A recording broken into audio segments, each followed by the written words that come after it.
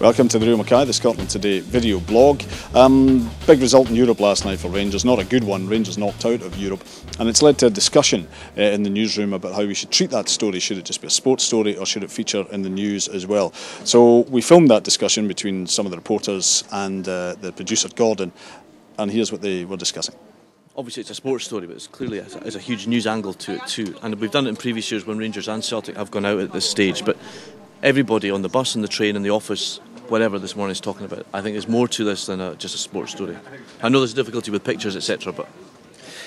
Well, what's your view? I mean, normally that would be in sport. It's the kind of piece that would go quite heavy on in sport, might even be leading the sport or second package to a... Yeah, I mean, in the sport, obviously we've got the match footage that we need to show anyway, but off the back of that there are so many implications, but there's implications from a football perspective as well, in terms of what happens now the rest of the season. Rangers now don't have the finances, so therefore they might not be able to get transfer targets that they were perhaps looking for. So there's a football aspect analysis as to what happens now, but there is also a financial aspect from a news angle as well. So you could, you know, we could have a guest off the back of the football package talking about what happens for the rest of the season. If you want to put a news angle, a financial package in the news. You know, Rangers' last game in Europe was the UEFA Cup final in Manchester, and it was a vast story. The next game, and that was only, 3 months ago, the next game they play is against, no disrespect to them, a team nobody's really ever heard of, apart from the Hearts connection. They go out, you know, in some spectacular fashion. I mean, I don't think this is a sports story. This is a, you know, and it may hurt a lot of people to say this, it's a bit of an embarrassment for Scottish football that this has happened. I think it's a news story. And the in terms of if we're doing a match report, that's fairly straightforward. Obviously, stuff from last night and any interviews we've got post-match. I mean, as the kind of piece that we normally do, right? But if who's in your piece that's not in his analysis off the back of it? I mean, obviously, what we want to do is the three things. Well, the three things need to mesh together. Yeah. I think the two pieces are self-standing. Jerry's is the football, the 5-3-1 system, whatever. Hang on, that's 9 players. Maybe they only had 9 players last night. I don't know. But mine is the fans, the angry fans, the financial impact. You know, a football analyst or a stockbroker saying that they've just lost 20 million. There's also a suggestion I read somewhere that, ironically, that Celtic will now get the money that Rangers won't get. You know, it's not a football story as such. I think it's an embarrassment story.